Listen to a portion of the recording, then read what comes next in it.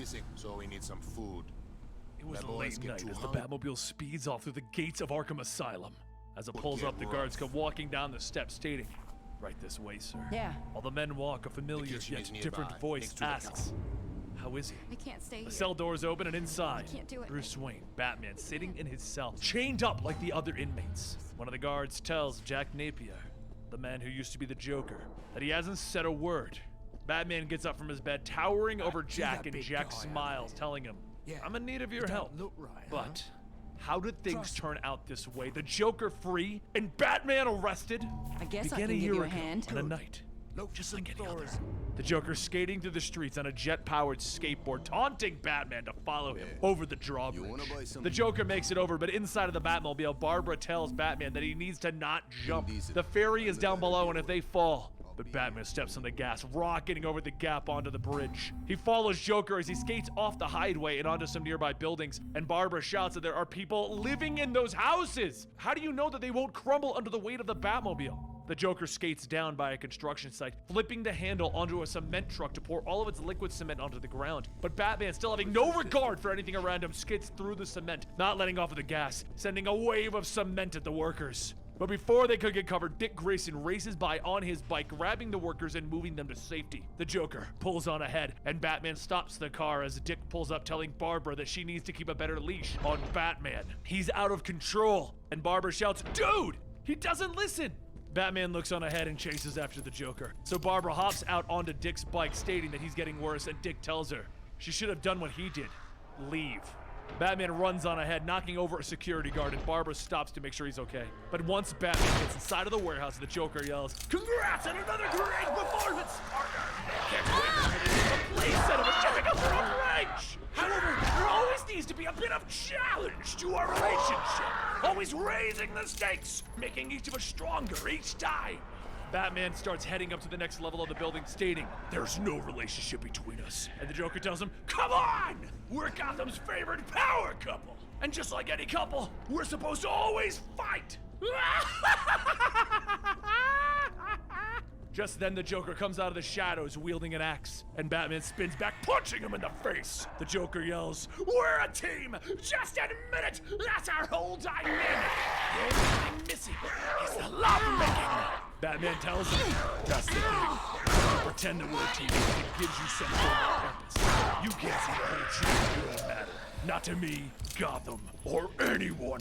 The Joker begins picking himself up, asking, "So we're gonna lay all of our cards on the table, huh? Guess that means I don't have to hold back." Batman tells him, "I'm not holding anything back, because I've got nothing left." Joker swings, shouting, "Vigilantism isn't about justice, it's about control! Fix the city in your own pathetic way of salvaging a broken life. Even Gordon is fed up with you, watching his men get turned into cannon fodder in the front line of a war that they didn't ask for. It's all falling apart, and there's nothing you can do to stop it." Batman begins beating into the Joker. All the while he shouts, "Face it! Gotham's greatest villain is Batman!" But Batman continues to punch the Joker in one last time before telling him, "Just stop talking!" And then the Joker begins to hold up a small bottle of pills. Everyone rushes in to find Batman sitting over the Joker with his bloody fist raised, and the Joker stating, "I wanted to prove it with these. If I can get better, I can get this city back on track. Finally showing you all that Batman needs the Joker." Batman grabs the pill, telling him, "Fine, you want to get better, then open up." He pops the top of the pill bottle and begins pouring the pills into the Joker's mouth, and then covering his mouth, forcing him to swallow. As foam begins to drip out of the corners of his mouth, a person recording with a camera phone hits save and walks away. The Joker lays lifeless in a coma, his mind beginning to put things about his life back together again. Before, when he was just Jack Napier, aspiring comic trying to make it in Gotham, his life becoming Joker, and how the madness began to sink in. He wakes up gasping from the nightmare, and as he sits in his cell, he looks at all of the Batman and Joker-themed things covering his cell. And back in Wayne Manor, Dick shouts, asking, "What the hell is wrong with you? Batman, you've been acting completely out of control." Bruce, seemingly not listening, goes back to studying the pills that he just forced the Joker to take, stating that these pills are a complete mystery even to him. Dick shouts, he's not even listening again, and Barbara tells him, "Please, let us in. Tell us what's wrong." Bruce looks up with a worried look and then tells the two to follow him. As the three walk down the hidden staircase, they walk into what looks like a medical facility and they see Alfred on the bed dying. Dick and Barbara run to see him and they ask what's wrong with him, and Bruce says that he's dying and they don't know the cause of it. He's been like this for a month. Dick looks over the cords connected to Alfred and notices that they have ice in them, and he says that that's Freeze tech. You're working with Freeze. Bruce tells him that they've been making a lot of progress. He was just hoping that they would fix this so that they wouldn't have to see him like this. Later that night, Jim meets with the mayor to go over their problem regarding the Joker. Turns out someone at the scene leaked out a video showing Batman working directly with the GCPD, something that Jim has publicly denied to the city. He pours himself some coffee, stating that this isn't about the Joker anymore. This is about the public seeing another case of police brutality. The mayor shouts that it's not just that. The GCPD has turned a blind eye to Batman. There shouldn't even be a Batman. The fact that we need one shows that the GCPD is incompetent. Just then the intercom turns on and the secretary outside, Dr. Leslie Tompkins, is here to see them. Leslie walks in and says that Jack Napier has made a full recovery. Took some plastic surgery, but otherwise, he's gonna be fine. The mayor says, thank God, maybe now he won't sue them. And as Leslie holds up her paper, she says that's the thing she's worried about is mental condition. Whatever those pills that he ingested were, they seemingly have cured him. We would have assumed that it was fake, but you can't fake a CAT scan or IQ test. He really is a genius. He's also been spending his time in Arkham Library for the past 3 days working on his own case. He's filing charges against the GCPD, Batman, and Gotham City. And given his newfound mental capacity, you should be warned. A short while later, Jack is brought into the interview room, and Jim says, Joker. And Jack stops him, telling him, Mr. Napier will be fired. But as he's set down in cuffs, he gets stating that he's going to assume that they're here to make him an offer. Jim gets up, telling him, you're lucky we don't have more time to your sentence. And Jack talks over him, asking, for stealing a scooter, please. Batman caused more damage than I did. So here's what's going to happen. We're going to go to trial. I've been taking the rap for Batman's reckless vigilanteism for far too long, and now it's your turn. Jack places his arms on the table, going on, stating that Batman has been endangering innocent individuals by driving an unlicensed, weaponized tank. He then endangered a construction site by plowing through a cement truck and injuring 3 people, knocking over an innocent guard. He then trespassed and destroyed thousands of dollars in medical equipment while assaulting me as I tried to surrender. And all the while, the GCPD did nothing but stand there and watch as Batman violently made me swallow those pills. So, if you won't arrest Batman, then I have no choice but to file suit against the GCPD to answer for his crimes. It is time to show Gotham that it's better than the Joker in the Dark Knight. So now, I'm going to be its White Knight.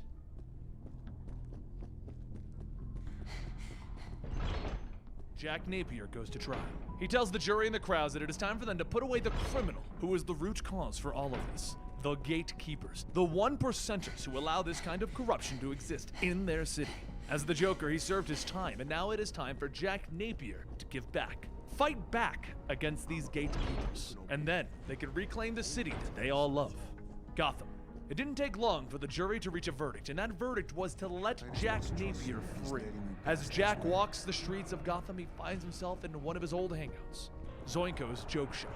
He walks up to the door, and just before he can reach for the knob, it flies open, and Harley shouts, "Daddy's home." She then says, "Yuck, look at that face. It's so normal. How about they clean it up with some makeup?" And Jack stops her from putting the lipstick on him. Tells her to hang on. He's wanted to come back here so that they can talk. He's been doing a lot of thinking, though. Please hear him out, Harley. He sits her down, telling her that first, he owes her an apology for the way he's treated her over the years. She was supportive even when he had his crazy mood swings. It was a psychotic obsession with Batman, and she was caught in the middle of it. Harley shouts, "Yeah, she was! But keep talking about that stuff and you're gonna turn me on." Jack reaches into his coat, telling her that he's not joking around anymore. It was unhealthy, but now, it's all over. It's time for him to give her the version of him that she has always wanted. He kneels down, sliding a ring onto Harley's finger, and as she looks at it, she bursts out laughing, stating, "Nice try! You may have fooled the courts, but not me."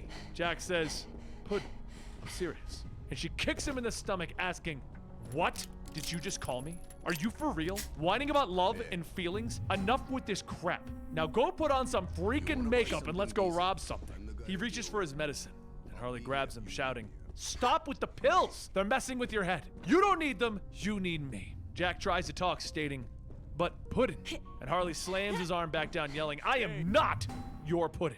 Suddenly, Harley is kicked in the back of the head, and a voice tells her no, she's not. A hand reaches down and the original Harley Quinn picks up the ring, stating, "Hey, Jack, apology accepted." As Quinn's hyenas begin sniffing Harley, she yells, "You left!" And Quinn tells her, "Yeah, and now I'm back." Don't get me started on the violent cheerleader thing either. So to make sure that you understand, that cheerleader loved Joker, whereas I loved Jack despite his flaws. And now he's cured. So you can buzz off, cheerleader Harley. Meanwhile, elsewhere, Freeze stands in front of the cryo tube with Nora Freeze inside of it. One of the scientists says that they're ready to attempt reversing the Freeze tech, Mr. Wayne. And Bruce looks up and asks Victor if he's ready. He tells him that they shall begin. Barbara looks at the small glass case with the tube in it, seeing two mice with helmets, and she shouts, "Oh my God, they're so cute with their helmets!" Victor tells Bruce to proceed, and suddenly the glass case is filled with liquid. Barbara begins panicking, shouting that they're going to drown, and as the glass fills, the mice don't.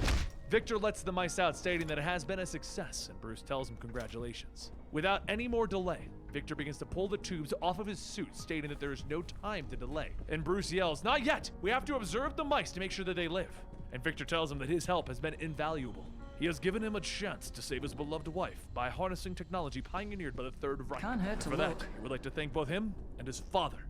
Now, leave me alone. Victor begins turning the dial, and Barbara asks, does he really think that he doesn't have a million ways to stop him? And suddenly, Victor's helmet fills with the same liquid used on the mice, and Bruce quickly runs over to remove it. Victor gets back up gasping, but his skin begins to age rapidly, bringing him to his current age. Bruce says that this is what they were hoping to avoid. He was frozen in his 30s, and it's been about 50 years. Victor gets back up stating that he feels warm. And Barbara yells, the mice, they died from old age. How do we know that Nora will survive this? Bruce tells her, we don't. Victor crawls up to the cryo tube, and Bruce goes on stating that even if she does, they still don't have a cure for McGregor's disease, which is why she was frozen in the first place. Later, at the old Harley's apartment, Jack looks around stating that this is all so normal. He sits down and he asks, so you left me and an entirely new Harley Quinn took over? Harley sits down telling him, yeah, you're a narcissist who suffered from dysmethia and schizoid personality disorder. Hell, the pills may be causing an imbalance, which is why you're normal. You probably aren't cured per se, but with the right support, you could be. Jack remains quiet and Harley tells him, I'm a psychiatrist, remember? Jack then asks her, what did I do to make you leave me? And Harley asks, you really not remember? You were an easy man to fall in love with. Being with you didn't make me feel like a criminal, it made me feel free. But as we spent time together, I could see the obsession with Batman growing. It was like I was sharing you with Batman. And that's when I knew you were in love, but not with me. Things began to get worse, and that night when you abducted Robin, you almost killed him just to get something out of Batman. I stopped you and I could see it in your eyes. The man that I loved was gone, and all that was left was the Joker. I went to Batman for help, but when I returned with Batman, you had already killed Jason Todd. All that was left was blood. We never ended up finding Robin's body. Shortly after, Jack follows Harley to the roof and he asks, did I murder Robin? And Harley tells him, you're the only one he knows for sure. Jack sighs and says that they need to save Gotham. They need to lead a rebellion. Turn Gotham against Batman by villainizing him, showing the damage that he's done. Harley asks, so Gotham City will be saved by the least likely person, Jack Napier. And Jack tells her, yes, along with Harleen Quinzel, because I can't do this without you. The following night, Jack asks all of Gotham's worst villains to meet. He tells them that they have spent too much time fighting with each other rather than fighting Batman. Tonight, he would like to change that, but first, let them all have a drink.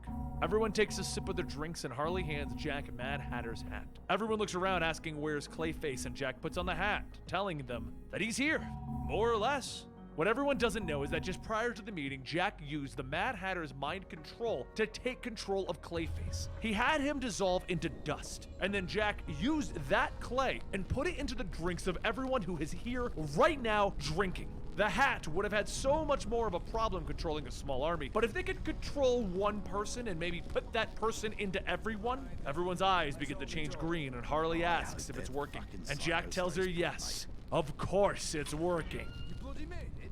Shit, just lost a bet.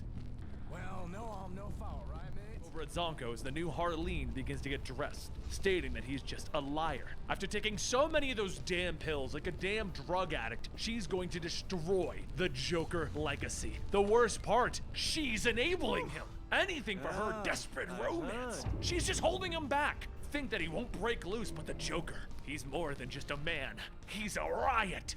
Later, in the streets, all of the villains begin to attack the city together. Their strikes are all in sync, creating as much chaos as possible. Batman drives into Bane, stating, "We need to hurry and move this to a less populated area." And Batman then fires 2 hooks, one hitting Croc and Bane, and he begins to drive off. As Batman is driving off, up in the helicopter, Jim tells the pilot to focus on Batman. They can't lose sight of him. And Harvey shouts, "We can't follow him. He's gonna be fine. It's our guys that we need to watch over. They're completely overwhelmed down there." Jim shouts that they can't win this without Batman. "Now follow my orders and follow Batman." Back on the ground, Batman whips the Batmobile around, flinging both Croc and Bane into a construction site. And he gets out stating, "This is all a part of the Joker's plan." Croc and Bane look at each other and they begin to tear down the construction site. And Batman tells Dick and Barbara that they need to follow. Barbara tells him to wait. The building is going to collapse, and just as Batman begins to chase after, the support beams begin to give way and they come crashing down on top of him. He begins to pull his bloody and broken body out of the debris. And Barbara goes to check on him and he shouts, "Just get away from me!"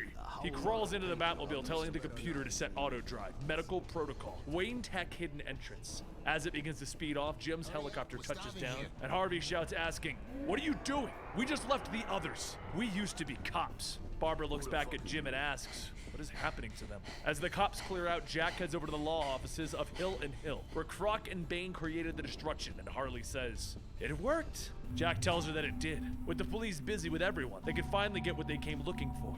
He starts sifting through the filing cabinets, asking, "Do anyone know why lawyers and accountants make paperwork so dull and confusing?" He pulls out a stack of papers and he says, "It's to hide secrets, and this is Gotham's biggest secret." Back with Batman, he pulls himself out of the Batmobile, losing more and more blood with every step. He tries to bandage himself, and as he looks at Alfred, he holds up his hand. The pain begins to become too much for Batman, and as Alfred looks up, he sees him fall to the ground. The next morning, Jack sets out to hold a press conference to show the things that he's recently learned about.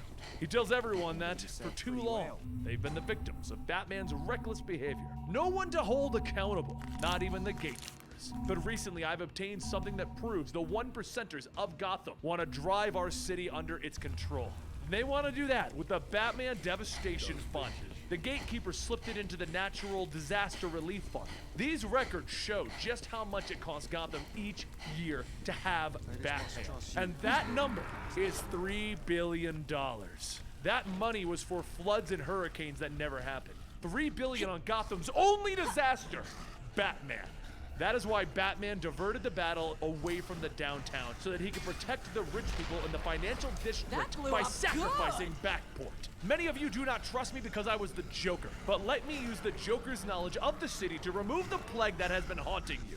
Later, as Batman begins to wake up, he sees himself lying on a bed with wires connected to him. 3 tech wires. He asks, "Did Alfred?" And when he looks up, he sees Alfred sitting in a chair. Batman calls out to him, and when he gets out of bed, he notices that it's already too late. Alfred took himself off life support to rescue Batman. To rescue Bruce Wayne, his son. The next day, Bruce held services for Alfred's burial. And the whole time, no one never said a word. As the night sky comes, Dick and Barbara stand by Thomas and Martha Wayne's graves. And Dick says Bruce did his best to look after him, but he never knew how to raise a teenager. Back when he ran away, it was Alfred who would come after him, hugging him, promising everything would be okay. He always wondered what would happen if Alfred didn't come. Barbara looks over and sees the grave that is there for Jason Todd.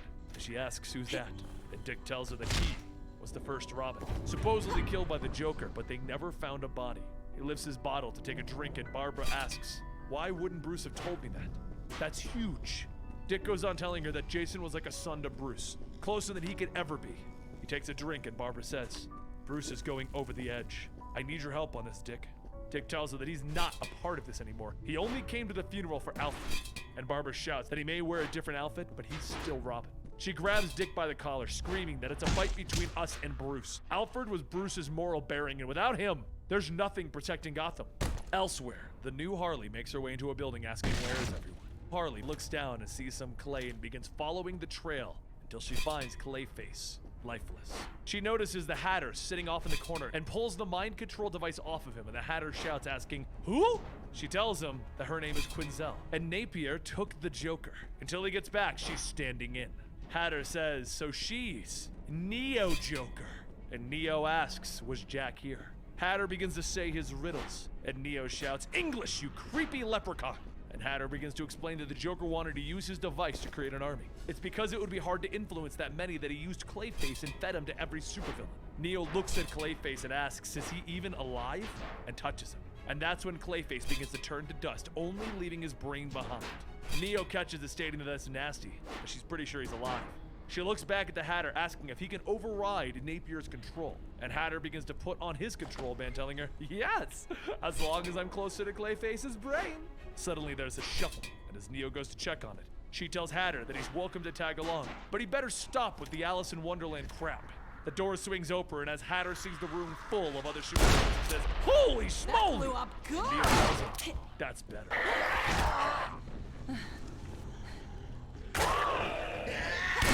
As a new day begins, native to the bridge holds a rally telling everyone on foot that he didn't trust Jack. He thought Jack didn't understand what it stood for, but all of that changed. Jack's actions showed that he cared about them, and in turn, he earned his trust. God knows that he doesn't look it, but Jack Napier, he's one of them. And that is why he is voting for Napier as councilman. Jack pulls the curtains down, revealing his new campaign, and Jack takes the mic, telling him that he is honored to be here today. Many of you may know who I am, or who I once was, but that has changed. I am here to work for your forgiveness. It is time for Gotham's elites to give the power back to the people that it truly belongs to, you. Together, we will show the other boroughs how to get things done.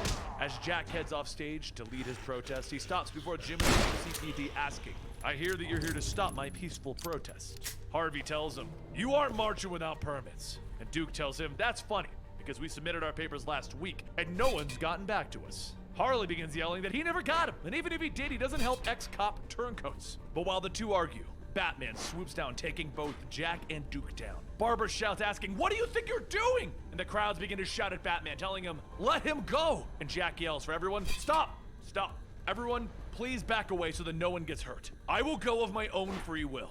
As Jack gets up, he dusts himself off, and he sits in the back of a patrol car, telling Jim, come sit with me.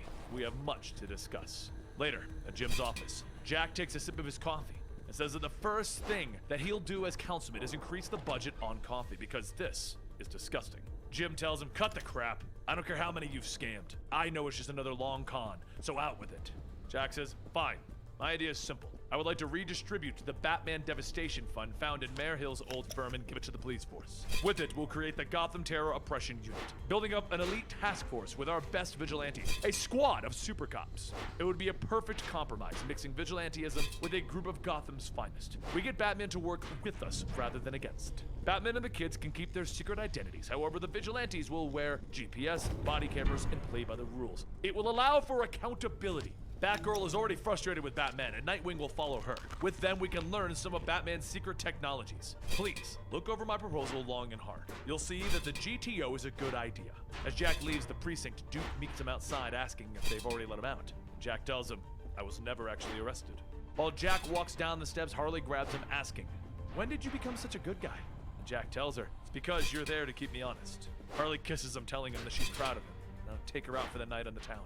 Later, in the evening, Neo Joker, now in possession of Jack's Hatter technology, leads an assault on the GCPD precinct. Harvey grabs a gun, asking, who the hell is that? Some kind of new Joker? And Neo tells him, no, just a stand-in. You may call me Neo Joker for now. As the supervillains storm the building, Batman, Barbara, and Dick all begin to make their way to help suppress the threat. Though, while in the chaos, Neo and Hatter head into the records room, and Hatter begins downloading the GCPD secret files. Once the two have what they want, Neo orders everyone to pull back, and Bane begins to rip the bat signal off the roof. Jim pulls out his gun, and Bane turns back, throwing the bat signal into him, knocking him off the ledge. Batman quickly jumps in after him, but after catching him, he crashes down to the alleyway below. Jim gets up, looking at the broken bat signal, and Batman tells him, I'll get you a new one. Jim tells him, no, I'm done defending you. We need a new plan. Gotham will How can I demand say it. No? You know, Napier's right. If Batman wanted to stop crime, he would give the GCPD a fleet of Batmobiles and 1,000 utility belts. But the GTO is a good plan, so if you want to help, join it. If not, stay the hell away from me. With that, Jim leaves a speechless Batman in the alleyway. Back at Jack's apartment, he watched the news on the recent attack against the GCPD, and he tries to use the control device to call the villains back. Harley tells him that it's gotta be her. They have to stop the other Harley, Neo. She's planning on stealing him from her. But a voice then asks, why don't you let him decide for himself? Jack and Harley turn to see Neo standing in the doorway. Croc then grabs Jack, slamming him into a wall. And Neo tells Jack, come on, let him out. I know the Joker is in there somewhere. The Joker is held prisoner by those pills.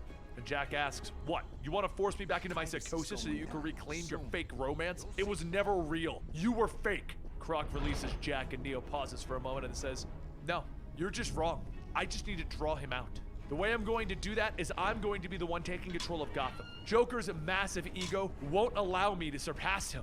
Later that night, Jim calls Barbara and Dick to a warehouse, and Dick asks, where are they and why are they here? Jim says they really need to talk to them. Barbara says, they? And Jack Napier steps out stating, I'm only asking for 10 minutes of your time. He leads the two of them into a warehouse stating, your vigilantism isn't working. I've come up with a method that we can all work together and adapt to change. Jack then shows them new Batmobiles, stating that he only wishes to help them. Together, we can make a fleet of state-of-the-art Batmobiles. There will be better coordination, less collateral damage, and this will be run by Commissioner Gordon. Jack tosses a set of keys to Barbara, telling her that the best part is, you'll all get your own Batmobile. Meanwhile, at Neo's hideout, Neo sighs, stating that destroying the police headquarters didn't shake him. She's gotta think bigger. Only if the Joker was here, she really misses him. Hatter looks up from his table asking how long were they together, and Neo explains that it all started when she was working back at the bank. See, she used to be a cutter. One day she wondered how many cuts she could make before people would notice, and then he showed up. The moment Joker pointed a gun at her, she realized that she actually wanted to live. She would do anything to live, even help him rob the very bank she worked at.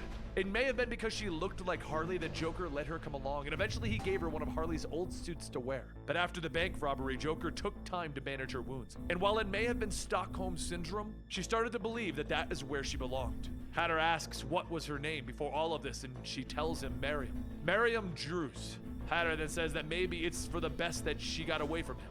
And then there's a ding. Hatter says it looks like they're in. He looks at the files and Neo asks what they're looking for. And Hatter tells her that it would give her an advantage over Napier.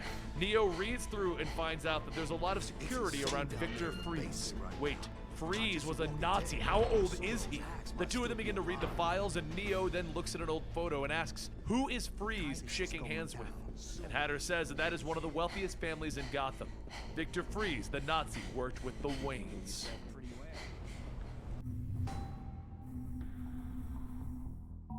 The next morning, back in the warehouse, Jack takes his pills for the day, and then he begins to cough up blood. Harley runs over to check on him, and he tells her that he's fine. He'll see a doctor later. And Harley shouts that she is a doctor. Jack tells her sometimes the pills just upset his stomach. It's not a big deal. They're supposed to train, remember? As Jack begins to work on his fighting skills, Batman heads to where Jack was originally hiding, looking for clues. As he looks, Barbara and Dick make their way to him, and Batman tells them, there's something not sitting right about all of this. Two massive assaults, one in the financial district, and the other on GCPD headquarters by supervillains who never work together. What's more, none of them said a single word. The only two people who spoke were the Hatter and Neo Joker, so it's possible that they were using Hatter's mind control cards on the entire group.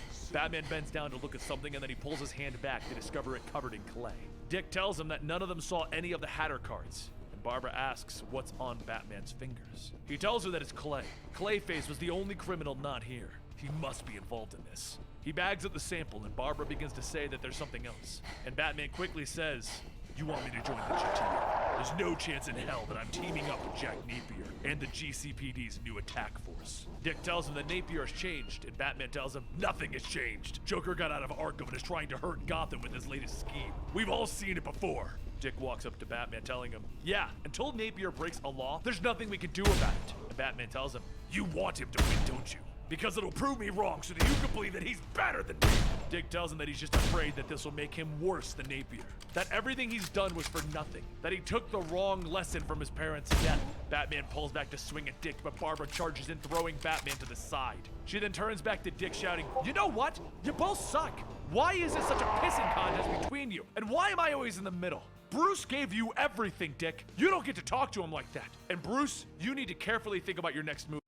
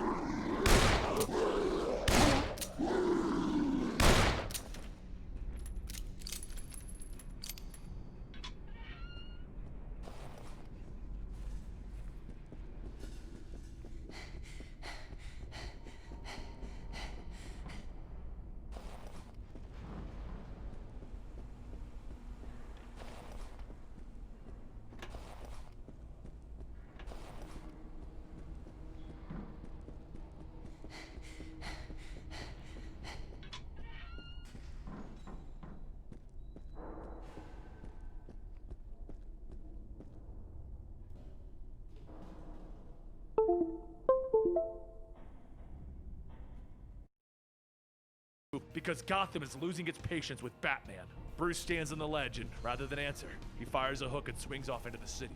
A short while later, up in Jack's apartment balcony, Harley drinks her coffee and says that she was wondering when he would come. Batman leans out of the shadows, telling her, Joker's in over his head. This is your chance to help him. And she asks, so you can put him in jail? No thanks. Batman takes out the clay sample and says, I know Joker used Clayface to manipulate everyone. And Harley says, his name is Jack, and if you can prove it, then arrest him. Harley goes back stating, Jack isn't a villain anymore. Whatever his sins are, he's put the city on the right track. So I'm begging you, please let it go before it's too late. Batman turns and punches a stone pillar, destroying it, shouting, am I the only one who hasn't lost my mind yet? Can't you see that he's a violent, psychotic maniac? Harley then says Jack has changed Gotham forever, but he can't see it because he's so obsessed with figuring out how it all went wrong. He and Jack want the same thing, but he won't get it unless he works together with him. Batman doesn't respond, jumping off the balcony, and Jack says that he's never heard Batman yell like that before. Harley tells him, just stop it. I meant everything that I said. Maybe if the two of you weren't so stubborn, you would realize how similar you both are. Later, outside of Wayne Manor, Hatter looks through his computer and says the security system here is military grade. What could Neo asks, so what? Who cares if Wayne has secret Nazi records? And Hatter laughs, stating, patience, my dear. Information is the key to power. Every successful criminal knows that. Now, if we can just learn the secrets of the Waynes. Neo gets out of the van shouting, forget this! Hacking in is taking too long. And Hatter asks, what are you going to do, storm the fortress? And she yells, no, I'm the one in charge. And yes, suddenly vines begin to creep out of the walls and up into the mansion, and Neo stands with Poison Ivy. She says, see, I'm gonna knock the gate over. Ivy makes her way in, using her vines to feel for any hidden areas, and then on the second floor, she finds a hidden room. Neo pushes back the false wall and looks around, stating that no one's been in here for a long time. Hatter runs over to the table looking at a series of blueprints and says that this is it. The files on the Freeze family and the SS. It looks like the project involved hidden tunnels that run throughout Gotham. This is what we came for. Suddenly there's a creak of wood and Neo tells Hatter to be quiet. Someone's here. And Bruce runs out in his pink robe shouting, oh my lord, you hooligans, get off my property! As Neo and Hatter run out, Ivy drags Bruce with them and the three hop back into the van to make their escape. A short while later, a car pulls up and Dick gets out asking what happened. And Bruce says that he's not sure. They broke in and they found a hidden room that even he didn't know about. Harvey pulls it behind and yells that he's got them on the radar.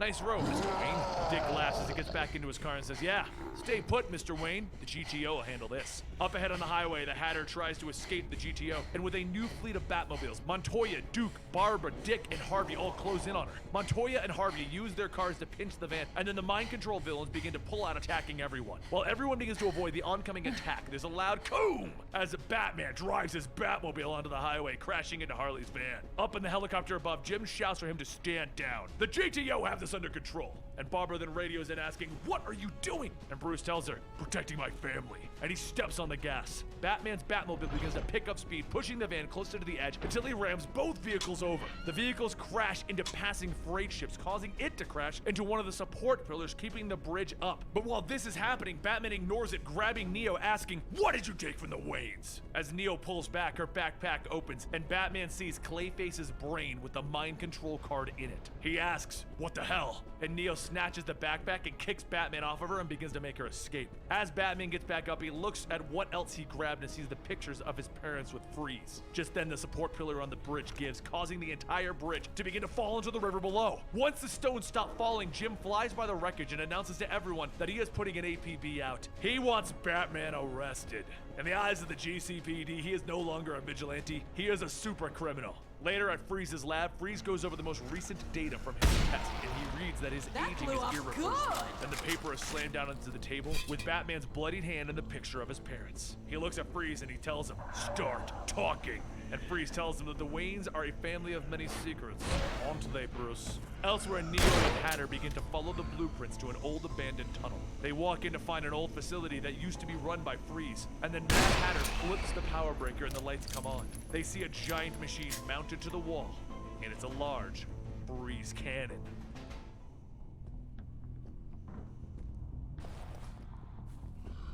With the manhunt for Batman underway, Jim's snooping out his leg with Batgirl in his office, asking one question, the one question that everyone wants to know. Who is Batman? Both Barbara and Dick tell them that it's not a part of the deal. They would join up as long as that knowledge was kept secret. And Jim says that he doesn't like it either, but Batman's left him no choice. his recklessness put Gotham Gate Bridge into the bay, allowing every super criminal to escape. Dick tells everyone that he'll help bring Batman in, but not like that, not revealing his identity. Jack Napier then says, Nightwing is right. He broke the law as Batman and he needs to be arrested as Batman. Once under arrest, we'll remove the mask for everyone to see who he really is. Dick says again, I will help you take Batman down, but the mask stays on. That is non-negotiable. Barbara asks, after everything that he's done for you, you should all be ashamed. You owe him another chance. Batman has served Gotham for decades, and now you're willing to ignore all of that for a seemingly reformed Joker? Well, I won't be a part of this any longer. Jack places his hand on Dick's shoulder, telling him, you did the right thing. And Dick turns back, punching Jack Napier, shouting, I'm here for Gotham, not you. Jim grabs another cigarette, stating, we need a plan to corner Batman. Our GTO cars are tough, but not Batmobile tough. Duke suggests that they probably use an EMP to stop Batman, but they'll run into the issue that all of their GTO cars will be fried as well. Montoya then says, tough as a Batmobile, but something analog, something old school. Jack asks, do you have anything like that? Dick tells them, no, but I can steal one. A short while later, the original Batmobile speeds down the highway, catching up to Batman's modern Batmobile.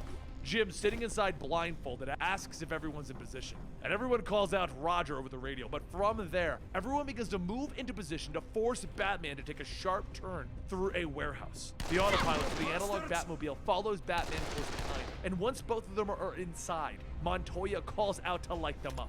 Several spotlights turn on, shining down on the two Batmobiles, and as Batman shouts, trying to cover his eyes, Jim says that he's turning off the engine.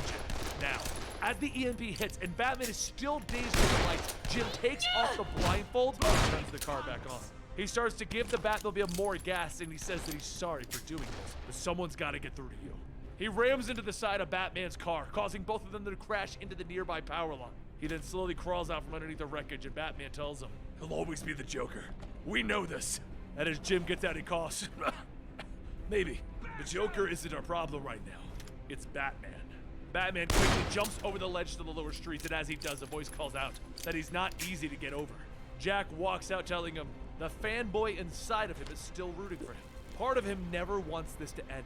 Batman pulls out a batarang and he presses it to Jack's neck, and Jack says, look at you. I'm unarmed. Wouldn't you rather beat me the old-fashioned way? One more round for old time's sake. Batman then takes off the utility belt and the cape, and without saying a word, he cracks Jack Napier across the face. Jack wipes the blood dripping from his nose and says, that's more like it. The two men punch and they kick at each other, every strike hitting harder than the last. But as Jack headbutts Batman, he grabs the utility belt, wrapping it around Batman's neck. He then twists and squeezes the belt until Batman's struggle begins to fade, and his body falls to the ground. He sits down looking at Batman's body, and he says that he thought of this moment for decades, wondering what he would do seeing him so broken and vulnerable. Oh God, what have I done? Later, as lightning strikes over Arkham, Jack walks through the gates, carrying the body of Batman. As the officers help set him down, one mentions that they'll finally get to see who this guy is, but Jack shouts, no! We agreed to keep his secret. Those were the terms. And just as he says that, the sky lights up and the Hatter tells Neo Joker that her patience is paid off. She is the most dangerous villain in the history of Gotham. Ready when she is. Neo smiles, telling him, hit it. And a blast of cold air hits the city, freezing everything that the cold cannon has been aimed at. Everyone scrambles to get into the air, and as Jim looks out of his helicopter, he sees on the building two words, send Joker. A short while later, over in Freeze's lab, Barbara shouts, stating that the technology was pioneered in the final days of the Third Reich. Is that giant cannon in the middle of Gotham Harbor his? Does that belong to Mr. Freeze? Freeze continues his work, telling her that she must be the lab assistant that was with her. And Barbara quickly remembers that she's still in her Batgirl costume. Freeze tells her that he's already aware of who Mr. Freeze is. And That blew up good! Barbara then asks how did he know, and Freeze says that when Bruce lost a lot of blood, the butler insisted that the Freeze tech be transferred to Mr. Wayne. Barbara then asks why would he help the Waynes, and Freeze explains that it started a long time ago when I met Mr. as a boy back in World War II. Thomas helped with the Allies in creating a secret world that utilized valuable Nazi assets, high-ranking prisoners like my father, Baron von Freeze. to almost convince the Allies to let my father continue his work so long as it was for medicine. However, the facility that was built for my father was ultimately turned into a weapons facility, and thus, my father created the cannon. You now have what you want. It's time for you to leave. And Barbara asks, so you're not coming to help us? And Freeze tells her that his father built a cannon. He knows nothing about it. Now leave me and my wife in peace. Back with Jack Napier, he takes more pills and Harley shouts that he's taking way too many. He swallows the pills, yelling that he can't stop. If he stops, the Joker comes back. The pathetic Hot Topic shoplifter is in over her head. Harley grabs him, shouting, she is not pathetic, she is a person. A flesh and blood woman who loved you and wanted to give you everything. Jack pulls away, grabbing one of his coats, telling her that she is an oversight. I can handle her. And Harley tells him that I can hear my friend Connor. I can hear my friend Connor. What a relief. Yeah, I know, eh? Connor, what are you doing? Zombie this. Yay. Oh boy, Connor. I called Nicholas. Nicholas! I see Nicholas is online. I called Nicholas. I'm like, we can talk with Connor about the dark game. He's like, no, I'm busy. It's too early. We're going to wake up the kids, blah, blah. It's like, I'm like, at noon, talk with Connor. He's like, okay, call me at noon and then we can blah, blah, blah, blah. Okay, so we'll see. Maybe at noon we can talk all together. Like the friends that we used to be. How's Connor doing?